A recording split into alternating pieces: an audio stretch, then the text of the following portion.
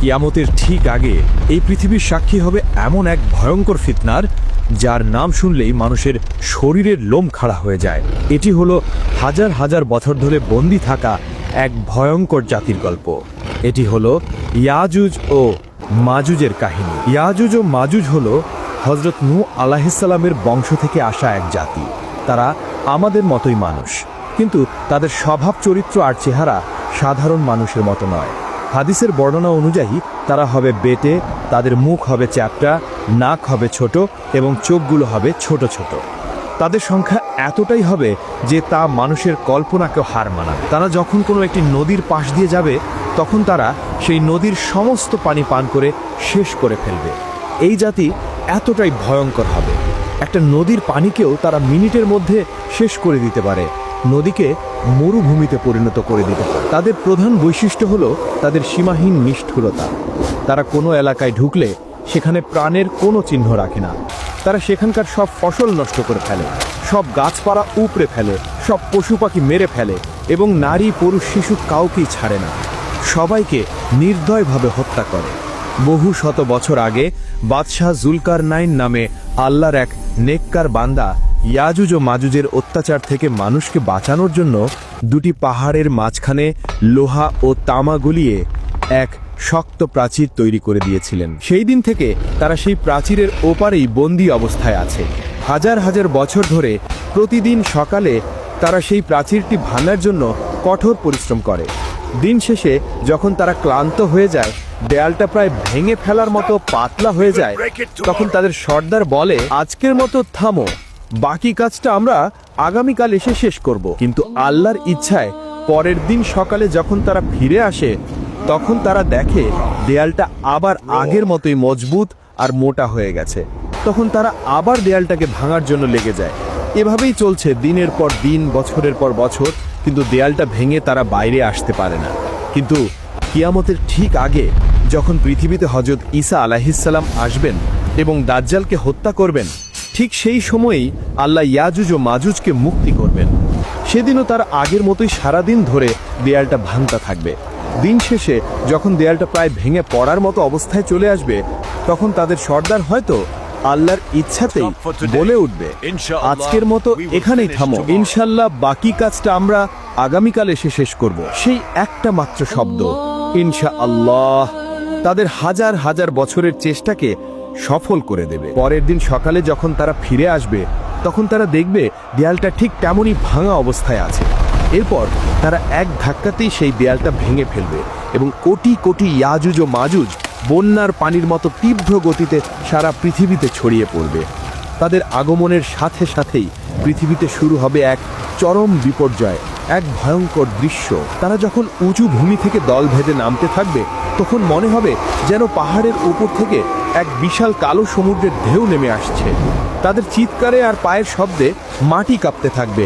তারা তাদের যাত্রাপথে যা কিছু পাবে সব কিছু ধ্বংস করে দেবে। সবুজ ফসলের মাঠ তাদের পায়ের নিচে পিষে ধুলোয় মিশে যাবে। ফলের বাগানগুলো তারা উপড়ে ফেলবে। শহরের পর শহর তারা জ্বালিয়ে পুড়িয়ে ছারখার করে দেবে। তারা যখন জেরুজালেমের তাবারিয়া নদীর পাশ দিয়ে যাবে, তখন তারা সেই নদীর সমস্ত পানি পান করে শেষ করে ফেলবে। নদীটা একদম শুকিয়ে মরুভূমির মতো হয়ে যাবে। কিছুক্ষণ পর যখন তাদের শেষ দলটি সেই শুকনো জায়গার পাশ দিয়ে যাবে, তখন তারা একে অপরকে বলবে, হয়তো কোনো এক সময় এখানে পানি ছিল। পৃথিবীর মানুষ ভয়ে আতঙ্কে দিশাহারা হয়ে যাবে। তারা নিজেদের ঘর বাড়ি ছেড়ে পাহাড়ের গুহায় এবং জঙ্গলে গিয়ে আশ্রয় নেয়ার জন্য ছুটতে থাকবে। কিন্তু ইয়াজুজ ও মাজুজের হাত থেকে পালানো প্রায় অসম্ভব হবে। তারা পৃথিবীর মানুষকে মারতে মারতে এমন এক পর্যায়ে পৌঁছাবে যখন তারা অহংকার করে বলবে, আমরা তো পৃথিবীর সব মানুষকে মেরে ফেলেছি, এবার তো পৃথিবীতে আমাদের কোনো শত্রু নেই, চলো এবার আকাশের ফেরেশতাদের মারি। এই বলে তারা আকাশের দিকে তাদের তীর ছুড়বেন।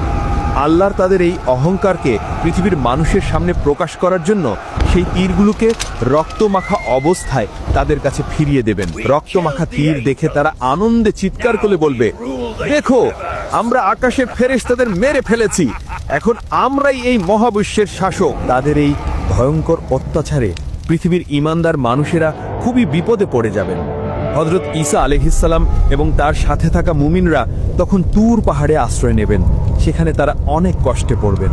খাবারের এমন অভাব দেখা দিবে যে একটা গরুর মাথার দাম 100টা সোনার মুদ্রার চেয়েও বেশি মনে হবে। ক্ষুধা আর কষ্টে ইমানদারদের অবস্থা নাজেহাল হয়ে যাবে। সেই কঠিন আর অসহায় মুহূর্তে যখন বাঁচার আর কোনো উপায় থাকবে না, তখন হযরত ঈসা আলাইহিসসালাম এবং তার সঙ্গীরা আল্লাহর কাছে 2 হাত তুলে দোয়া করবেন। আল্লাহর তাদের দোয়া কবুল করবেন। তিনি ইয়াজুজ ও মাজুজের উপর এমন এক গজব পাঠাবেন যা কোনো মানুষ কল্পনা করতে পারবে না। আল্লাহর তাদের ঘাড়ে নাগাফ নামের এক বিশেষ ধরনের পোকা পাঠিয়ে দেবেন। সেই পোকাগুলো তাদের ঘাড়ের মধ্যে ঢুকে তাদের শরীরকে ভেতর থেকে খাওয়া শুরু করবে।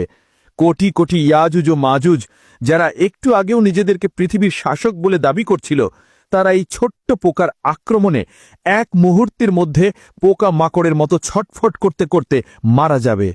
তারা সবাই একসাথে পচে গলে এমনভাবে মারা যাবে যে তাদের মরা দেহের দুর্গন্ধে পৃথিবীর বাতাসে নিঃশ্বাস নেওয়াই কঠিন হয়ে যাবে। তখন হযরত ঈসা আলাইহিসসালাম আবার আল্লাহর কাছে দোয়া করবেন। আল্লাহ তখন উটের ঘাড়ের মতো বিশাল বিশাল পাখি পাঠাবেন। সেই পাখিরা ইয়াজুজ ও মাজুজের কোটি কোটি লাশ তুলে নিয়ে আল্লাহ যেখানে চাইবেন সেখানে ফেলে দিয়ে আসবেন। এরপর আল্লাহ এমন এক রহমতের বৃষ্টি পাঠাবেন যা পৃথিবীর প্রতিটি কোণকে ধুয়ে মুছে একদম পরিষ্কার আর পবিত্র করে দেবে। আর তারপর পৃথিবীতে শুরু হবে এক নতুন শান্তির যুগ, যা আল্লাহর দেয়া বরকতে পরিপূর্ণ থাকবে। এই ভয়ঙ্কর কাহিনী আমাদের এটাই শিক্ষা দেয় যে আল্লাহর পরিকল্পনা আর ক্ষমতার কাছে পৃথিবীর কোনো শক্তিই টিকে থাকতে পারে না। আর ঈমানদারদের জন্য আল্লাহর সাহায্য সব সময় প্রস্তুত, যদি তারা ধৈর্যের সাথে তার কাছে সাহায্য চায়। ইয়াজুজ ও মাজুজের এই কাহিনী যদি আপনার ঈমানকে শক্তিশালী করে থাকে, তাহলে ভিডিওটিতে একটি লাইক দিন এবং আপনার প্রিয়জনদের সাথে শেয়ার করে এই গুরুত্বপূর্ণ জ্ঞানটি ছড়িয়ে দিন। আমাদের চ্যানেলটি সাবস্ক্রাইব করে ইসলামের এমন আরও মহর্তিময় এবং শিক্ষণীয় কাহিনী জানার জন্য আমাদের সাথেই থাকুন।